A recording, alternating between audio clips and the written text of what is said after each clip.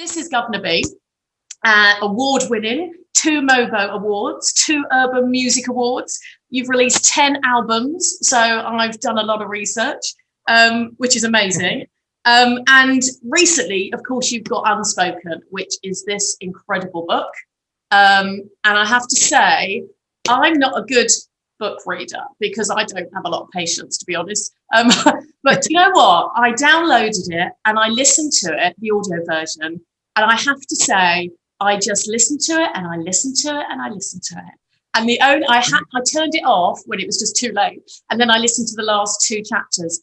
And I tell you what, Isaac, it was incredible. It was absolutely incredible because what it did, it was so eloquent. It was so sort of free flowing and easy to listen to. So huge congratulations. I loved it. I really loved it, honestly.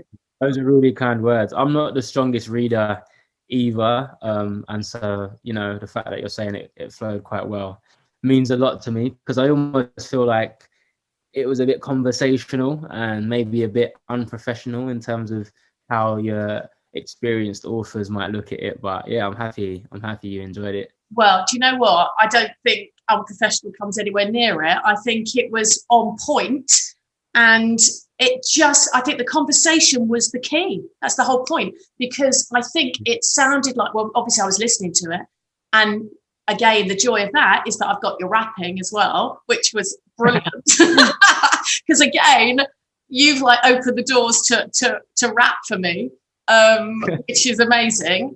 I've listened to the poet, George, which is, fantastic. And I know actually he said on your book, a revealing and relatable memoir, which I think is brilliant. And I tell you what, Zoe Ball said, a truly moving, inspiring and uplifting read.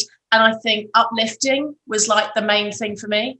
Hope, uplifting, which just, brilliant. So just to give people an idea, why Unspoken, first of all? Yeah, I think, growing up, I really struggled to communicate how I was feeling. And I think because of that, a lot of things went unsaid. I suppressed a lot of my emotions and trauma. It could be stuff that I was struggling with, like peer to peer in my friendship groups. Could have been when I lost my friend. He got murdered on our estate, and I kind of suppressed that as well. And I just realized that I was rubbish at talking. And I think it kind of goes into the whole, I don't know, maybe being, first generation Brit and my dad not being great at it, and I didn't really see it modeled, didn't really talk to us about emotions and that kind of stuff.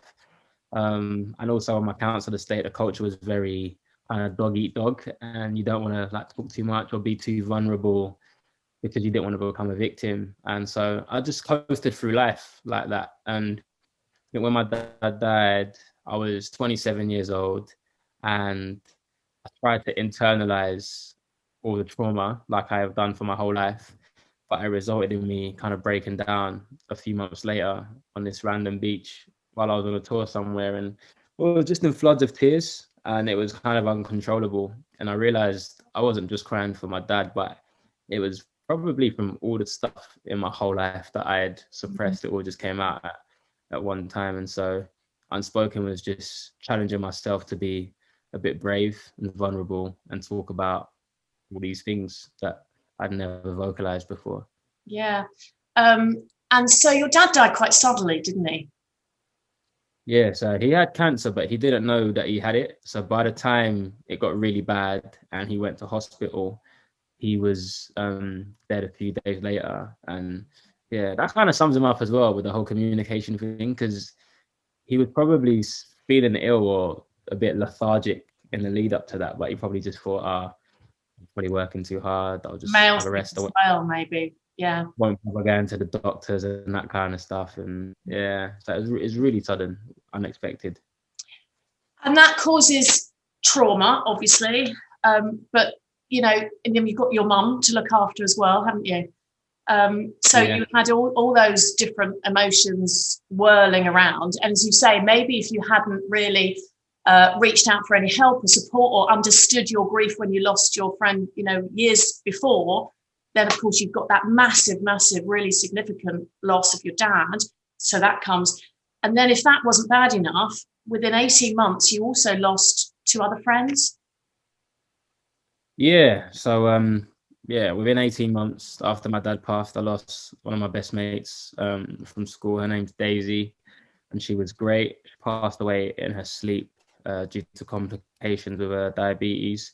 And then my friend Franklin, who I live with at university, also passed away. And I don't know, I've gone through life, up until the age of 27, not really experiencing loss that close. I mean, lost a grandparent, but she lived in Ghana, and so it was a bit distant from each other, and it hurt. But yeah, those are three big people in my life in close succession. And yeah, just knocked me for six. I didn't know what was happening.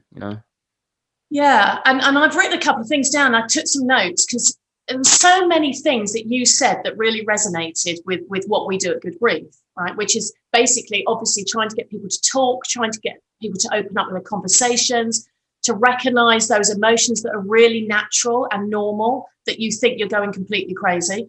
Yeah. And you sort of said you lacked the necessary tools to cope with your grief. So what would you have needed then back then, particularly with your dad, when you had no idea where to turn?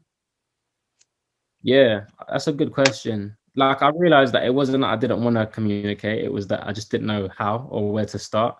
And everyone's different. But for me, I think I just needed to help myself process what I was thinking and just externalize it so it wasn't just building up inside me.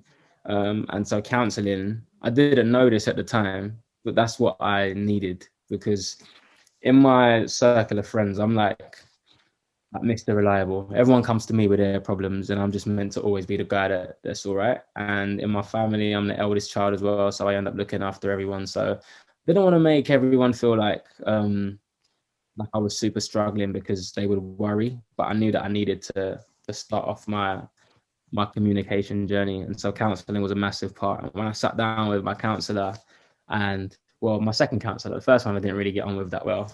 You've got to But I find the tried right again. one, haven't you? You've got to find someone that you can open up to. Yeah. Yeah, exactly. And I just spoke about everything. And some of the stuff I had maybe dealt with a little bit, some of the stuff was still quite traumatic. But even just talking about it helped, man. It was just like a release. And I walked out of that counseling session so light. Like, I walked in super heavy, Mm. but I walked out really light. And that's not to say that, all my problems were fixed in one counseling session, but it just made me realize that when you talk, it just makes you feel like, actually, I'm not alone, and actually there is hope, and actually I can move forward in this, and actually it can get better, and there will be good days again sometimes. And yeah, I just felt a whole lot lighter after that. Yeah, it is, isn't it? It's finding that way forward, that actually the place that you're in, you're not going to stay in. You know, that really depth of despair and that depth of like Yeah, sadness, that if you think you're going to stay there, I mean, how can you move forward with your life? But if someone offers you a path out of that, then yeah. yeah. And again, you said you were scared of being judged, and it's okay now to like bare your souls. So is that a message that you want to put out there? 1000%, man. It's definitely okay to bare your soul. You'd be surprised. I mean, I don't want to preach too much because it is a difficult thing. But for me, I had to look at who in my life had been there consistently and shown that they love me. And there was a few people there, like my wife, my mum, and that kind of stuff. And for some reason, I thought that they would judge me for being vulnerable, but they love me and they've been there for my whole life. And they don't just love me in the good times, they love me in the tough times too. And so it's just funny what we can tell ourselves and what we can convince ourselves is the truth. And in actual fact, if we're just brave and we try our best to put ourselves out and open up to the people that really care about us, you'd be surprised. So yeah, that was a game changer for me, man. It's Yeah. okay. It's fun though, because as a guy, the brave things or the things that make us strong are like going to the gym and like working really hard and not telling everyone what you're going through and that kind of stuff. But that's actually really easy to do. It's actually not that brave. That it doesn't take like loads and loads of bravery to do that, but it takes bravery to be vulnerable. It's really strong to be weak. It's really strong to like share what you're going through with your loved ones. And I just had to redefine how I looked at those characteristics.